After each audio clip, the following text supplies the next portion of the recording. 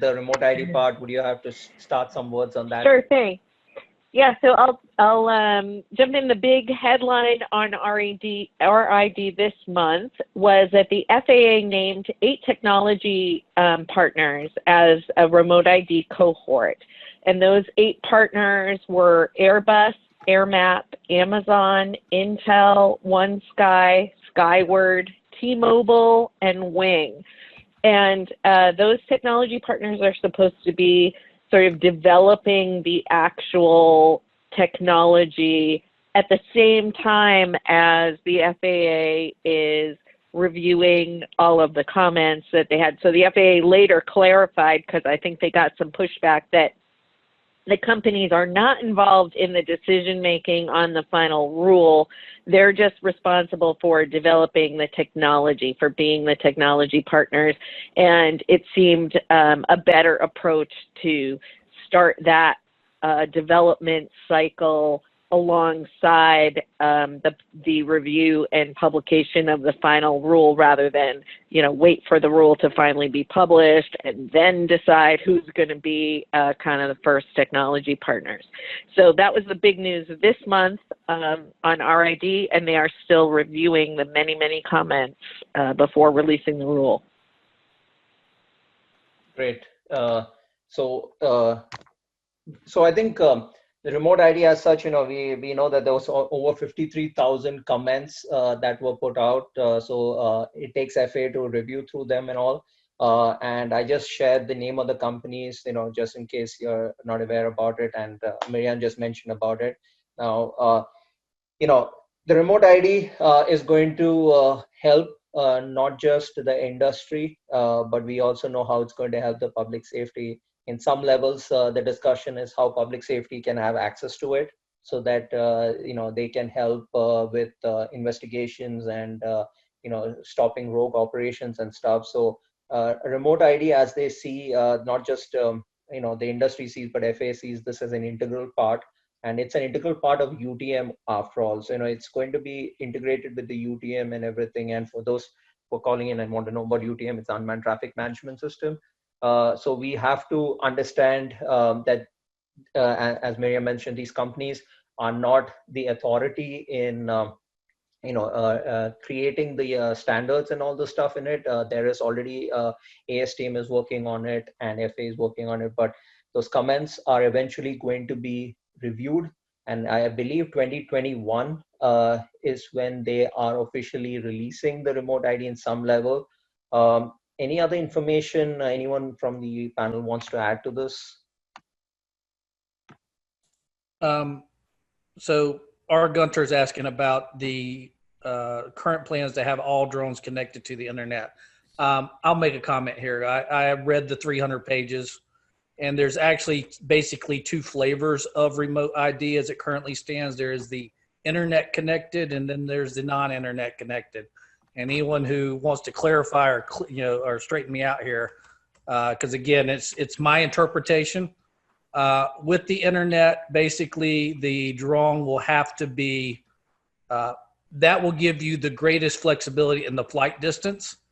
The service provider, just like Lance, these 8 companies are building that in technology that's basically going to be created to create service providers who will track your drone and the control station location. If you have that internet connectivity out in the field, then you will not be restricted or limited to how far you can fly the drone. This is actually a preface to allowing the extension of beyond visual line of sight. Along with that, if you don't have internet connectivity, then the software is supposed to restrict you to a limit, and I think if I read it right, was 400 feet from the control station. So you would still be able to fly your drone without internet, but you're just going to be very hamstrung as to how far you can fly that aircraft. So again, there may be changes to this as it comes out. I know people are also concerned about buying a drone now that's going to be remote ID compatible. And that's, again, why it's important that some of these companies who are manufacturers of drones are on that so that they can ensure compliancy. It might be a software There's going to be a 24-month grandfather period also. So any older drones that we'll go through will also, you'll be grandfathered in for that period of time. One of the other biggest changes for recreational pilots is that most likely you will actually have to register each of your individual drones, because that will be required in order to distinguish the multiple drones that a recreational pilot may be flying. So that may be a change on the recreational side. So anybody feel free to correct me on anything I might have said, but again, it's a hard, dry read for 300 pages. I went through it twice, but and Ashley's posted here, no court rulings I'm aware of, but my colleague and I submitted a very detailed comment to the FAA addressing those issues. So yeah. In regards to the remote ID, I think what we see is 8 companies that are stakeholders in drone deliveries. So whether or not a remote ID, as we've commented on publicly, whether that form of remote ID is being worked on for commercial, smaller commercial recreational users, that might not be it. But for drone delivery, it's like airports. You have a manned aircraft pilot in the airplane, and then you have a man in a control tower. So this is how they communicate to give direction and guidance to clear airspace. But there's no pilot and there's no person in a tower talking to that aircraft. The aircraft really need to be communicating with one another. So I think remote ID might possibly be part of that network, and I could be totally wrong. But having these aircraft pinging their location and things like that might be the start. And I think Darshan could speak on that. So I think one other question on the privacy and the side will also address this is that, you already have manned aircrafts that have, your N number on the aircrafts. And if you search the N number, you get information about it online. There is enough information about the aircrafts, but that's the N number that is visible to you because the aircraft is big enough and we can see it. But when it comes to smaller aircrafts, even at 100 feet, we cannot really read what it is or who it is.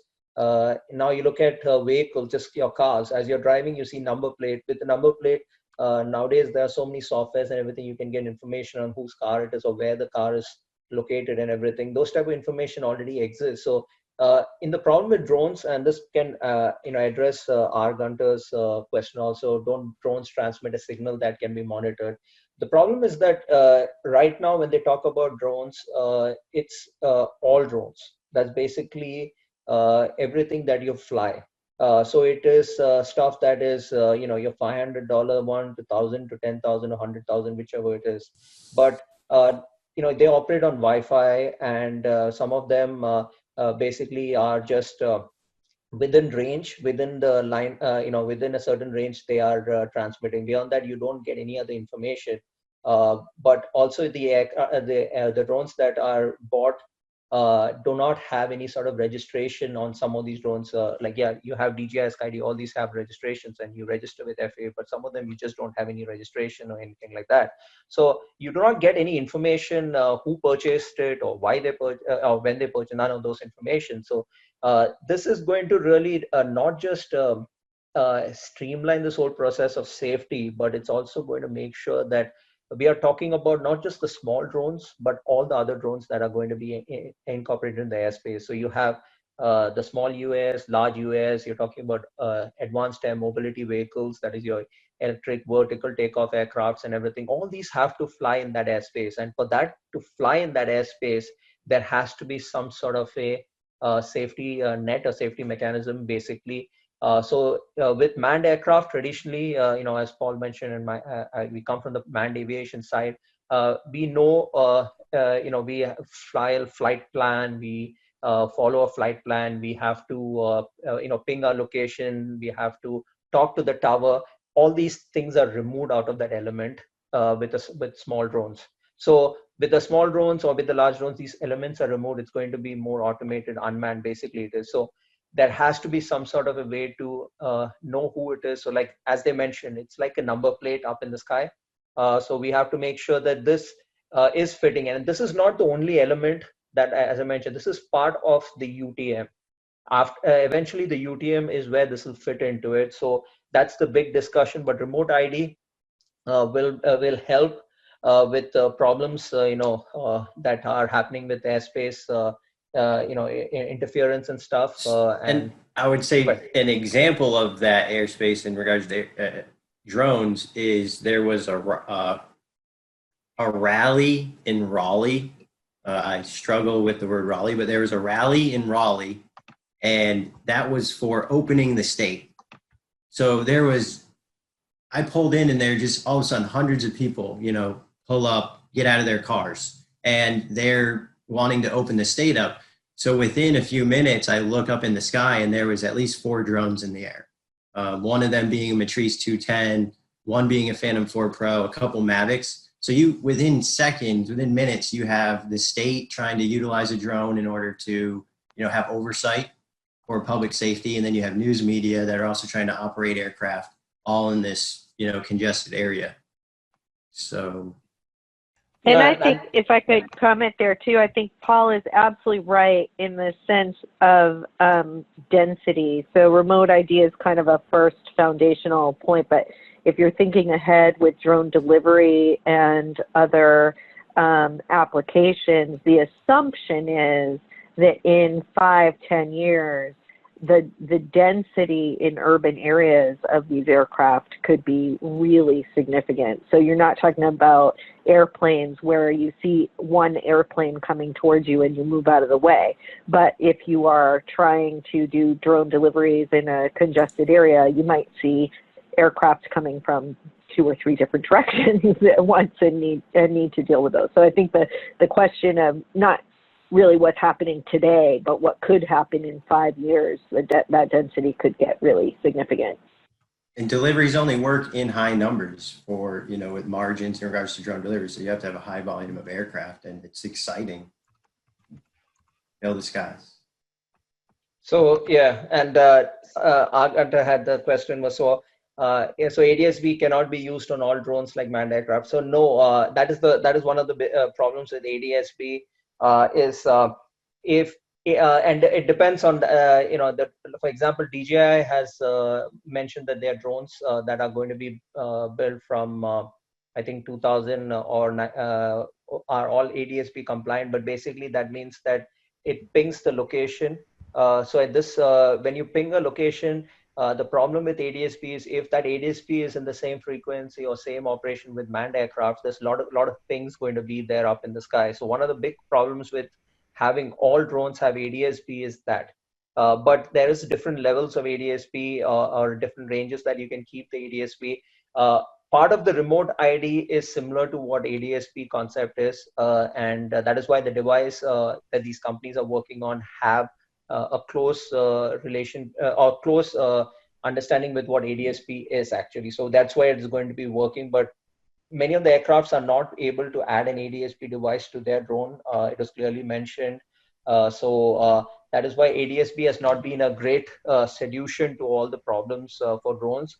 And I hope the ADSB type of concept is what is the remote ID concept. So as Bill mentioned, that drones that cannot, that don't come with an ADSB or remote ID capability, basically will be able to add a device. So they're talking about adding an external device, or they have that is a 2-year period or something that they have to Bill, that's 2 years, right? That they have 2 years to. Is how it's currently written for his devices being grandfathered, right? As per the site. So that's the thing. So I think as this news progresses, maybe next month we'll have a little bit more information. What I'll do is I'll try and deep dive a little bit more on this topic and others from the panel also.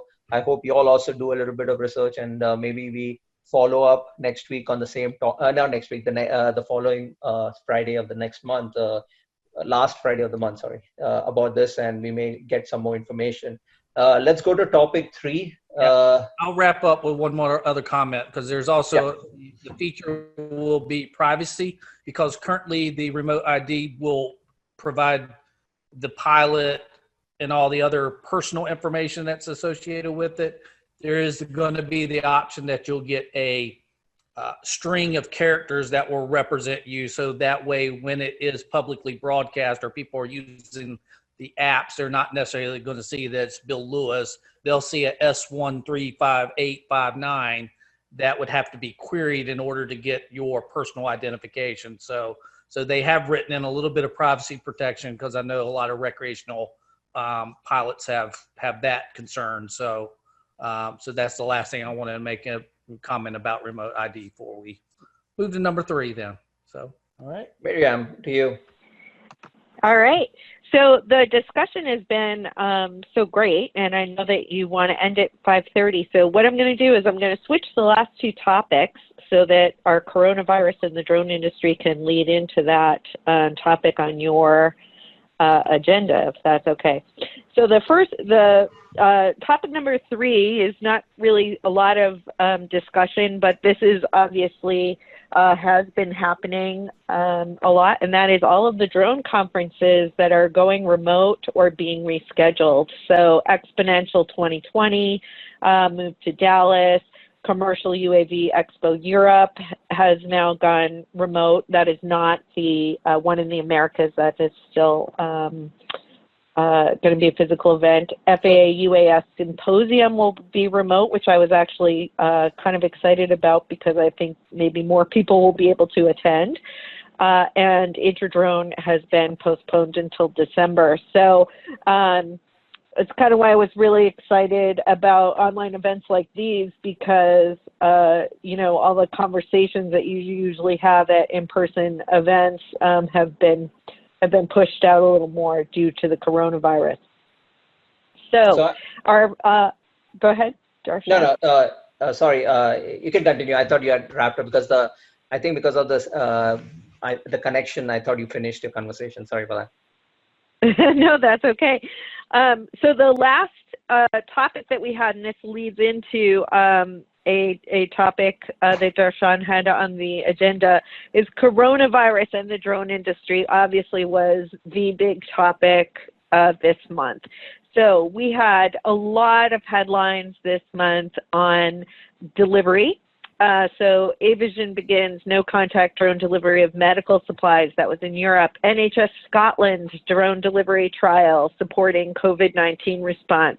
Medical delivery drones carry prescriptions to Florida customers. The big one here in North Carolina, medical drone delivery in the U.S. Zipline got started in North Carolina. That was a really exciting one that is worthy of some discussion, because that was actually a 30-mile plus delivery operation. So really exciting stuff there. And then drone disinfection to clean indoor spaces. That's already happening. Commercial cleaning services are adding drones to the mix when it's for like an indoor stadium or whatever. And then 2 final things that I thought were great headlines. Skywatch Drone Insurance sees industry recovery beginning. And this is really interesting. You know, Skywatch, they do provide drone insurance. At the beginning of the crisis, they allowed people to sort of suspend their service. And so now they're looking at and they're saying, hey, you know, our numbers are showing that more and more operators are coming back online and needing that insurance again. So that is some hopeful news for the industry. And also Drone Life has started doing these little minute surveys to kind of survey our social media following and see what they think. So we asked the coronavirus effect on drone business, whether it was sort of helping you, hurting you, or staying the same. And we are starting to see some uptick where you know, there are unfortunately some businesses that are still really struggling, but there are some business coming back as construction and so forth sort of starts up again. So I'll pass that back to you for discussion. Sure. So let me open it up to Linda, as she's from Commercial UAV, and let her fill on, you know, what is your say on these conferences as it's moving and changing dates. Do you see crowd registering for it? Do you see a lack of people, traveling because of the restrictions? Or what do you think overall people have to understand? Yeah, I think there's huge value, obviously, in people getting together face to face, and we all, I think, appreciate that more. As far as Commercial UAV Expo, I believe we're going to have an announcement about that next week. Okay. And Yeah. do you think there's going to be a lack of audience this year compared to every other year, or is that something which is and how do you one big thing is which I've been seeing in these chat groups is industry is making that decision to do this to attend or to travel for these conferences. Do you see them having a problem this year with lack of budget or even lack of employees as they're laying off a lot of people? I think there are so many of these factors we're all familiar with, so that kind of plays into it, and safety, all these considerations. So, yeah, that factors into the decision, so. Do you want to mention about the Europe initiative that y'all are working on? Because I don't think so a lot of people know about it. Okay. Well, I'm certainly happy to do that. I came in just, sorry, not planning to participate. We put in the tough situation. In official capacity, I'm kind of. You already had your glass of wine, so you can go ahead and talk now. No, I haven't. So yeah, no, I as you know, I think that we are in collaboration with Amsterdam Drone Week, in Europe, and so they have this exposition that's been planned to take place in December, and it's been taken online. So I think that bodes well, though, for kind of some consolidation for everyone. Where you see vendors have fewer events to attend, more high value. Same with attendees. So we see in terms. I personally see for 3D, for precision measurement, these kinds of things, you see more consolidation, more value add. What are your options? So that's my personal. I got to say that. Well, I'm devastated at not being able to go to Amsterdam this December. I have to say it is actually a great opportunity for more people to attend, because not everybody can go to Europe or have the chance to do it. So it is kind of a good opportunity for more people to get to check it out.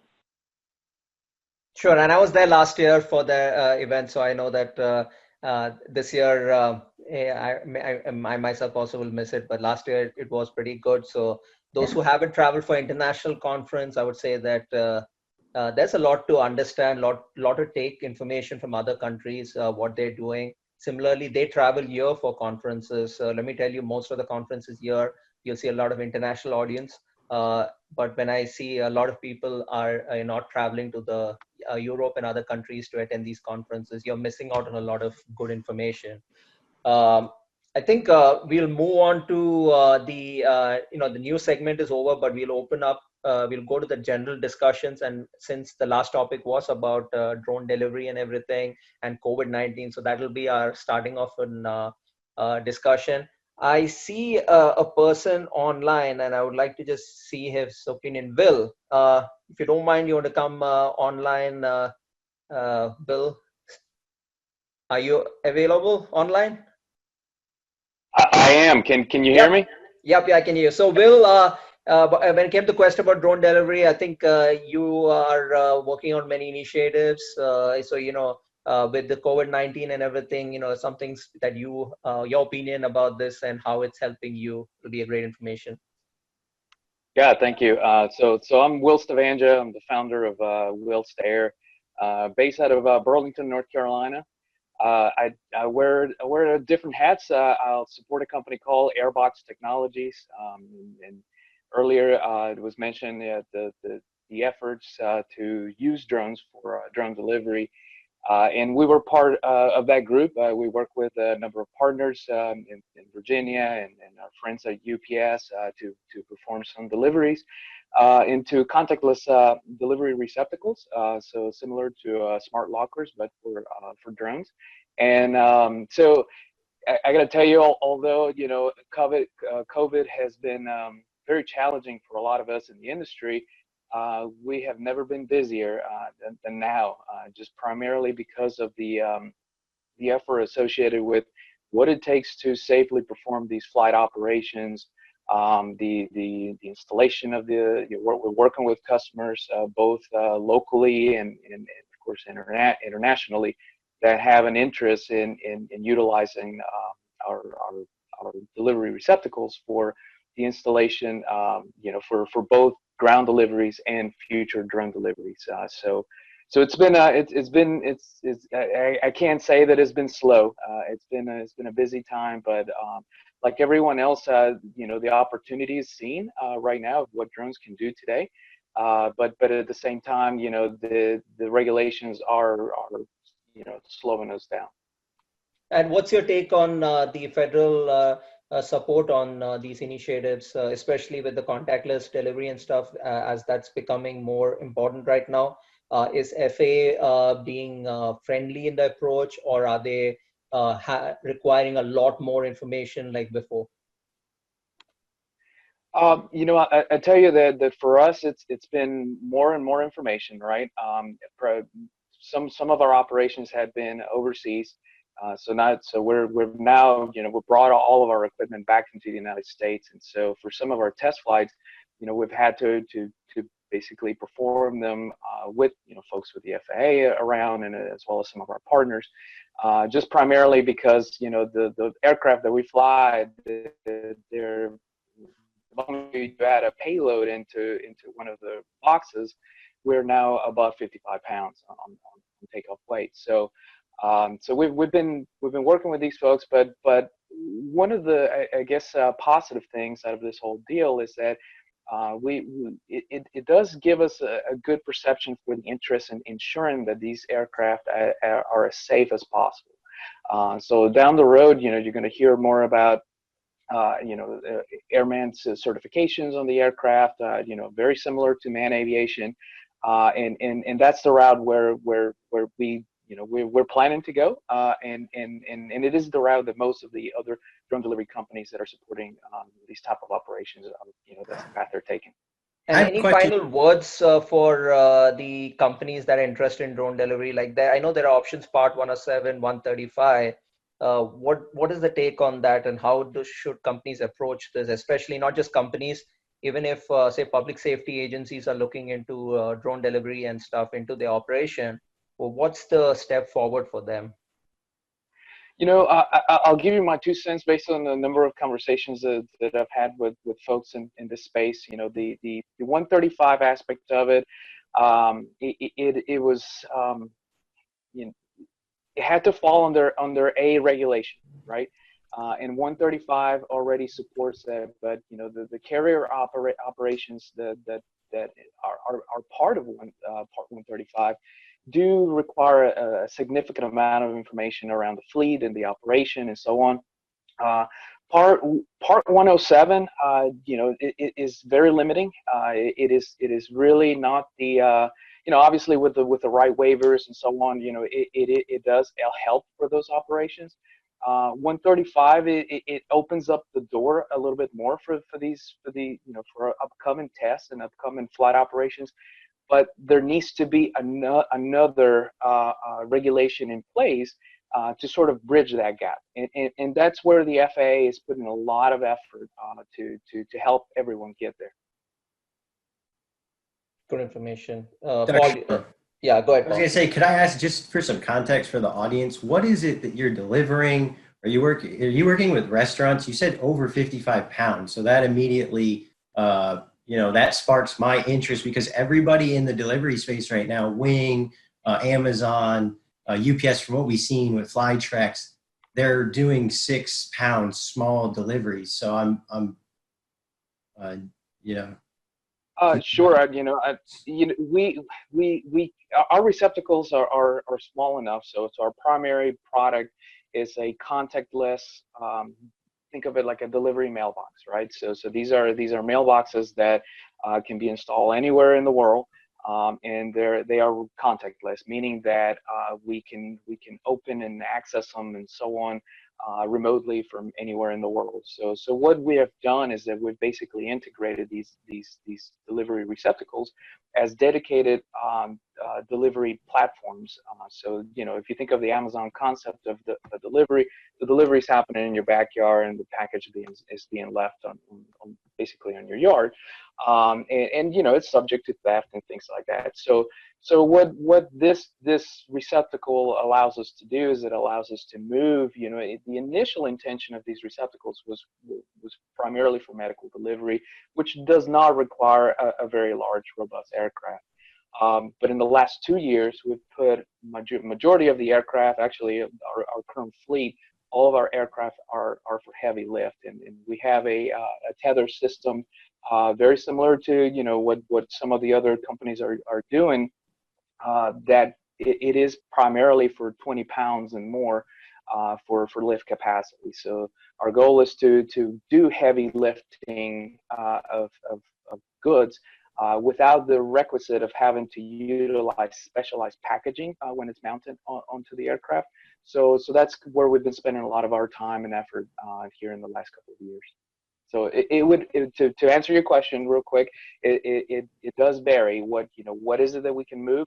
A lot of I tell you that we've received a lot of feedback that companies are looking to move away from just the typical just medical transportation, and then look and see how it actually fits into the common day-to-day package delivery that may or may not fit within the envelope of 5 to 6 pounds. Yeah, that's excellent. And I think the fact that you're doing it is we're in the period of education and letting folks know what they can and can't do. So that's awesome.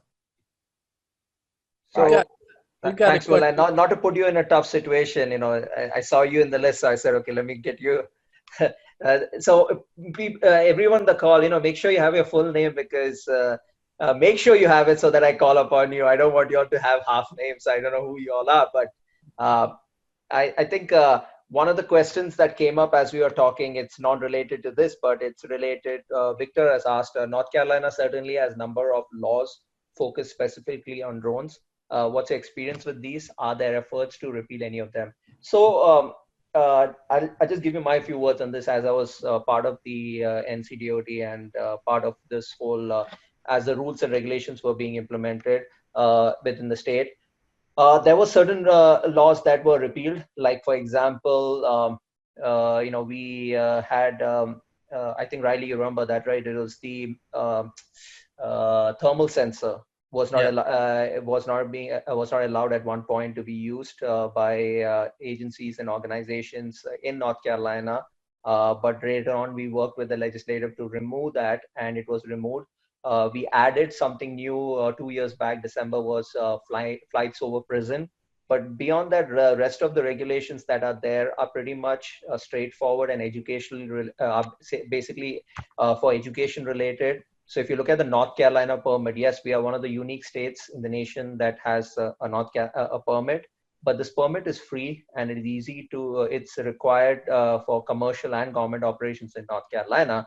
But it's just an additional level of satisfaction, at least from the point of view that the pilots are safe, they know the rules and regulations. So that has been something which we are happy about, and we continue using that.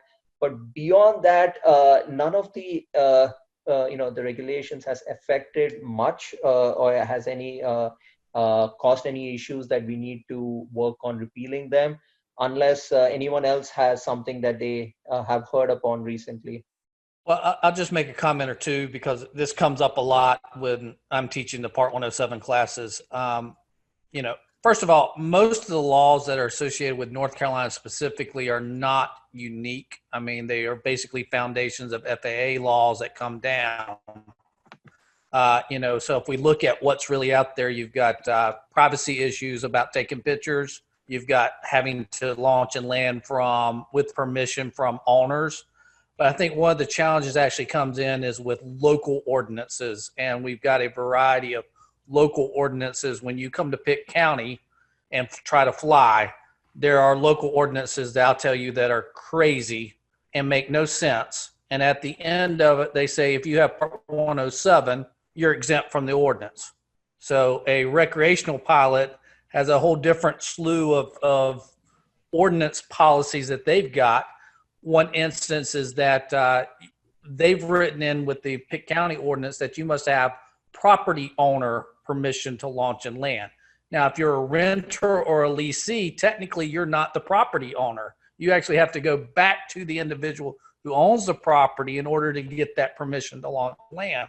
North Carolina law actually expands that and says if you are the property owner or have all rights to, in effect, have property ownership as a renter or a leasee, then you can give that. So I think one of the biggest challenges is actually from local ordinances more than the statewide. Florida actually had a lot of issues with that, and the Florida legislature basically said we're going to do away with local ordinances and just have a unified state law, because if I go to Pitt County, to Martin County, to Beaufort County, and there are 8 different variations, it's not commercially effective for a pilot to have to understand each of those policies. So really, I think we're North Carolina as a whole, we have very minimal restrictions that actually prevent us from flying recreational or commercially. Somebody else there, jump in. And I would say, again, launch and recovery. I think that's the biggest thing when you look at what the state kind of has put out in regards to their permit is you cannot launch and recover from state property. And then as Bill said, you get these ordinances. So for city of Raleigh, the parks, you can only fly in certain areas of the parks. So it comes down to you as an operator knowing that federal law, right? 400 feet, 100 miles per hour, 500 below clouds, the fun ones, right? 2,000 left and right. But then knowing what's the local, what's kind of the local rules. And I think with the internet and cities being able to kind of put this stuff out on a website will help. So as the user, it's always, Part 107 is big on, and not to push Part 107 because we're talking recreational users here, but as the operator of the drone, it's always your responsibility to determine and know what the local rules and regulations are. It's no different than when you operate a motor vehicle and you drive that motor vehicle into another state. There might be local, rules and regulations, more in regards to maybe tint, like window tinting. You go register your car in a different state, you're going to have to follow some window tinting laws. There's music. You can't roll through certain neighborhoods and bump your music loud. And you as the driver and operator of the vehicle have to be aware of those things. So.